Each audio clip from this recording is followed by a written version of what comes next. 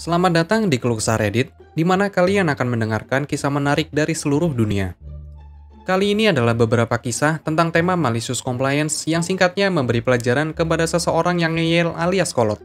Berikut ceritanya. Cerita pertama. Ingin menuntut karyawan datang lebih awal tanpa dibayar dan tetap terikat di meja mereka sampai jam menunjukkan waktu istirahat, kamu mendapatkannya. Aku bekerja di industri yang banyak menuntut. Akibatnya, hampir tidak ada orang di departemenku yang mengambil istirahat makan siang 1 jam yang tidak dibayar secara penuh atau sama sekali, termasuk aku sendiri. Kebanyakan orang hanya makan di meja mereka sambil bekerja, termasuk aku. Banyak orang bekerja lembur tanpa bayaran juga, termasuk aku. Manajer atau bos tahu ini terjadi. Mereka melihatnya terjadi setiap hari, tetapi tidak menentangnya karena kalian tahu, tenaga kerja gratis. Baru-baru ini, bos mengirim email ke seluruh kantor untuk beberapa orang terpilih yang menyatakan jam kerja adalah jam kerja. Email tersebut mengatakan mereka mengharapkan semua orang untuk bekerja 10-15 menit, tidak dibayar, lebih awal untuk mulai bekerja tepat waktu. Mereka juga mengatakan akhir dari shift kerja kami adalah ketika kami berhenti bekerja, dan kami tidak dapat mengemas apapun sebelumnya. Jika kami memiliki cangkir di meja, kami harus menunggu sampai pekerjaan selesai tepat untuk memasukkannya ke dalam mesin pencuci piring. Melakukan tugas 2 menit ini sebelum akhir shift tidak dapat diterima. Ada lebih banyak email, tetapi tidak relevan dengan postingan ini. Aku yakin email ini sebagian besar ditunjukkan kepada aku, karena aku tiba untuk bekerja hanya beberapa menit lebih awal, mengambil secangkir teh, dan kemudian mulai bekerja. Aku juga meminta untuk pergi 10 menit lebih awal minggu lalu untuk menghadiri janji temu, yang disambut dengan ketidakpuasan dari manajer. Isyarat minggu ini adalah email berikutnya. Sekarang, ini akan menjadi kebijakan yang masuk akal jika ada segala bentuk pencurian waktu terjadi, tetapi sebaliknya. Mereka sangat menyadari karyawan mereka bekerja melalui istirahat makan siang mereka dan bekerja dari waktu ke waktu untuk tetap di atas beban kerja yang tinggi dan pada dasarnya memberi mereka tenaga kerja gratis. Oleh karena itu, menuntut karyawan datang lebih awal dan tetap terikat di meja mereka sampai jam berdentang di akhir hari kerja bukanlah kebijakan yang masuk akal. Itu hanya merendahkan dan mengabaikan fakta bahwa mereka mendapatkan tenaga kerja gratis setiap hari dari karyawan yang berdedikasi. Jadi hari ini, sebagai tanggapan atas email ini, aku mengambil istirahat penuh selama 1 jam untuk pertama kalinya dalam beberapa bulan. Aku duduk di ruang istirahat selama 1 jam. Hal ini mengakibatkan manajer berjalan melewati, melihat aku melakukan ini, dan terlihat sangat tidak terkesan. Mereka terbiasa melihat aku duduk di kantor, bekerja di sela-sela makan sebagai istirahat. Mereka berjalan melewati untuk kedua kalinya saat aku masih di ruang istirahat. Kali ini benar-benar menghindari tatapanku. Setelah mematuhi dengan jahat hari ini, aku memutuskan apa yang harus dilakukan untuk melanjutkan malicious compliance ini. Mulai sekarang, aku akan masuk kerja 5 menit lebih awal dan duduk di meja sampai alarm telepon menandakan sudah waktunya untuk mulai bekerja. Aku akan mengambil waktu istirahat yang tidak dibayar selama 1 jam penuh di siang hari daripada duduk di meja bekerja melalui waktu yang tidak dibayar ini. Dalam sebulan, ketika mereka terbiasa dengan aku mengambil istirahat penuh yang tidak dibayar, aku akan bekerja sepanjang hari dan mengambil istirahat 1 jam yang tidak dibayar tepat 1 jam sebelum akhir hari kerja. Artinya aku tidak akan kembali ke kantor.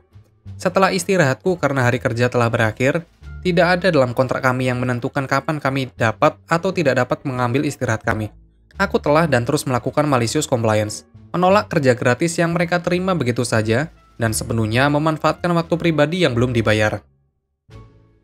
Cerita kedua. Beli yang apa aku bisa? Oke. Bulan lalu, aku berbelanja mesin cuci. Untuk konteksnya, aku di Nairobi, Kenya, dan aku sedikit terlambat berkembang. Jadi aku terlihat seperti umur 23 tahun, tapi aku sebenarnya berusia 32 tahun. Juga, aku seorang fotografer dan aku berpakaian sebebasku. Jadi aku lebih sering terlihat tunawisma. Kembali ke cerita.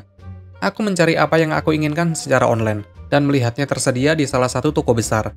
Tetapi karena aku senggang, aku memutuskan untuk pergi ke toko secara langsung. Aku langsung pergi ke bagian dengan peralatan laundry, dan salah satu salesman mendatangi aku. Aku sibuk memeriksa model yang aku inginkan, membuka pintu, membaca lembar spesifikasi, dan yang lainnya. Jadi setelah dia menyapa aku, kami mulai membicarakannya. Dia bertanya apakah aku tertarik membelinya, dan aku mengatakan kepadanya aku sedang mempertimbangkannya, dan menanyakan harganya. Itu hanya selisih $900.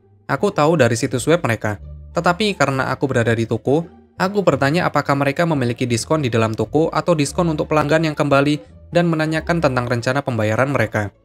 Aku telah membeli kompor di sana beberapa bulan sebelumnya, jadi aku tahu semua hal ini ada. Dan sementara aku mampu membeli mesin cuci secara langsung, itu akan membuat aku kekurangan uang, dan aku ingin pembayaran kredit kedua atau 3 kali. Juga, aku adalah orang yang hemat, jadi aku selalu mencari diskon. Sekitar waktu ini, pasangan berpakaian bagus datang ke bagian yang sama, mungkin ingin membeli sesuatu juga, dan segera setelah penjual melihat mereka, dia berjalan ke mereka dan meninggalkan aku tergantung. Aku memanggilnya seperti, "Hei, aku belum selesai di sini." Dan dia berkata, "Aku sedang melayani klien sekarang. Aku akan kembali kepada Anda sebentar lagi. Sementara itu, carilah sesuatu yang Anda mampu." Aku sangat marah, tetapi aku sedikit pengecut. Jadi aku pergi ke stasiun layanan pelanggan dan mulai membuat pertanyaanku lagi. Petugas menawarkan untuk memanggil agen penjualan untuk aku, yaitu pria yang sama. Tetapi aku menolak. Aku mengatakan kepadanya aku sudah tahu apa yang aku inginkan, dan aku hanya membutuhkan seseorang untuk membantu aku dengan dokumen dan pembayaran, dan aku akan segera membayar. Dia melakukan hal itu. Aku membayar jumlah penuh karena dendam. Dan ketika kami selesai, penjual mendatanginya dan mengklaim bahwa aku adalah kliennya, yang tentu saja aku tolak. Dan petugas itu mendaftarkan dirinya sebagai agen penjualan.